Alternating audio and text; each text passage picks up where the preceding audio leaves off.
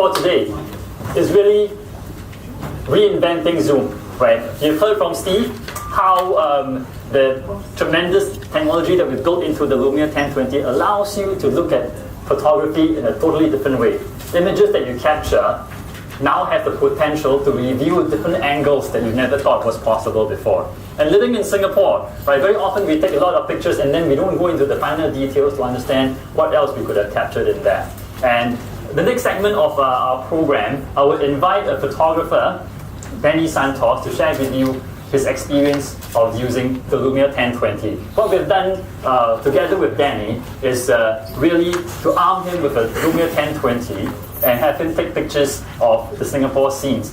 Now, Danny is no stranger to photography. He has done work for creative agencies and design agencies in the UK, Netherlands, San Francisco, New York, including Singapore, of course. But he has a hobby, right, where he takes his DSLRs and goes into the streets of Singapore and takes pictures of daily lives. And he has created an online project called Strangers that has gathered 24,000 fans on Facebook. So definitely his pictures has communicated a lot and resonated with the audience out there. So without much further ado, I will have Danny on stage. Hey Danny. Hi. How are you? Good. All right. So if you may just stand with me together over here in front of the fabulous pictures that you have taken. So, Danny, thanks for joining us. So you've had an opportunity of having the Lumia 1020 with you for a couple of days. What were your initial thoughts and reactions about that? I liked it. I mean, initial thoughts when I saw the camera, I love the design. I love the unibody, the colors. Started using it. It's my first time to use Windows 8 mobile, and I loved it immediately. Yes. I design user interfaces as a living tool, so I really love the interface of the Windows 8, and started using the camera, and I love the camera more. Okay, fantastic. Always good to hear from a graphic designer about user interfaces, right? I mean, okay, so how many pictures do you exactly take over the past few days? For the past few days, I think I've taken a little more than 1,000 photos around here. 1,000 photos. Okay, guys, it's going to be a really long session, okay, to go through all of them one by one. How about that? Nah, I'm just kidding. All right, so let's dive into it, Danny. Okay. What do we have here? Okay, this is a typical cloudy weekend afternoon in Orchard Road.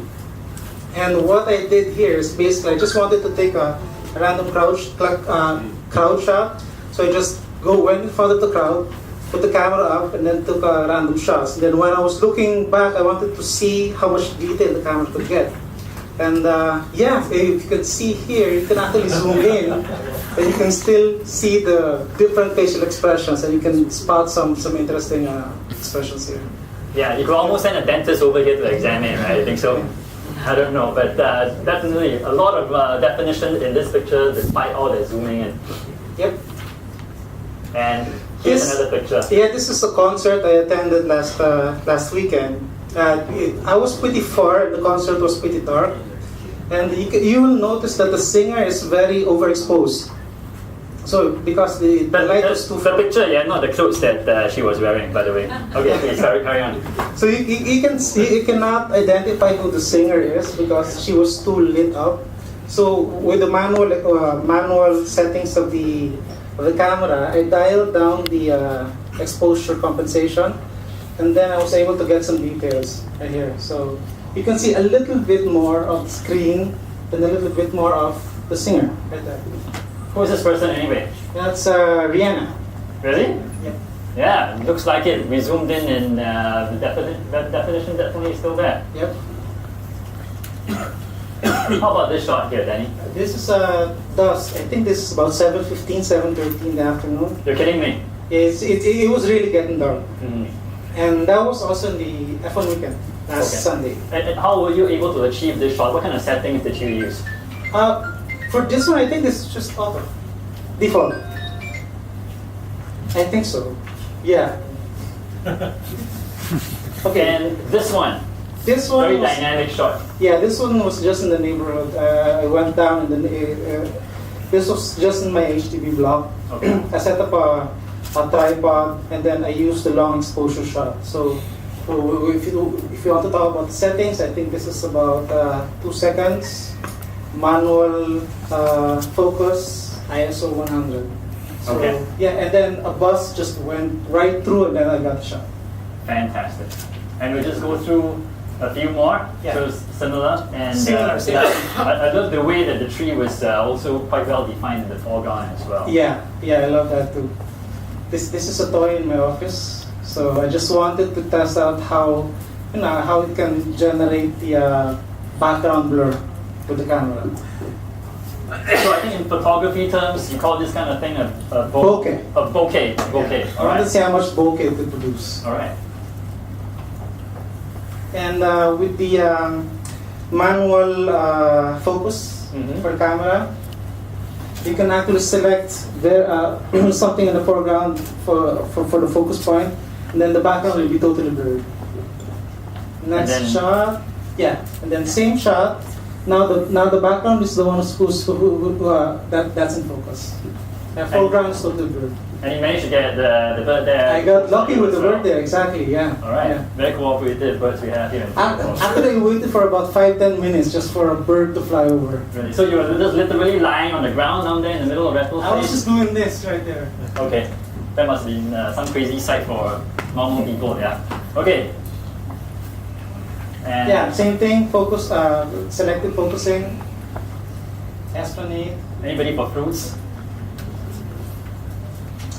Yeah, this is taken from the street, the Marine Bay Sands. Okay.